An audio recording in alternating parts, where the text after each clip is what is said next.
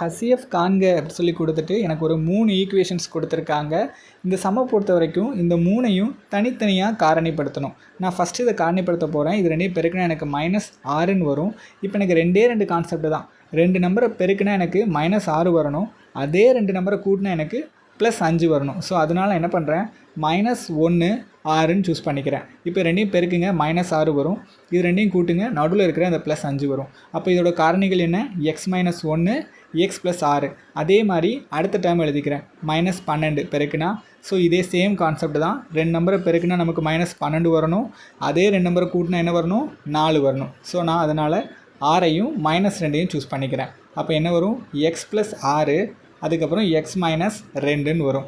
இப்போ கடைசி இது சேம் அதே ப்ரொசீஜர் தான். பெருக்குன்னா எனக்கு 12ன்னு வரும். இப்போ இது என்ன பண்ணுறேன், 6ஐயும் 2ஐயும் சூஸ் பண்ணிக்கிறேன். ஏன்னா இது ரெண்டையும் கூட்டினா எனக்கு என்ன வரும், நடுவில் இருக்கிற அந்த 8 வந்துருமா. ஓகே, அப்போ இதோட காரணி என்ன, x + 6 x + 2. இப்போ நம்ம இந்த 3 டேர்முக்குமே HCF கண்டுபிடிக்கணும். இந்த 3த்துலேயும் காமனாக என்ன இருக்குது பாருங்கள், x + 6 3லேயுமே காமனாக இருக்குது. அப்போ இதோட HCF வேல்யூ என்னென்னா x + 6.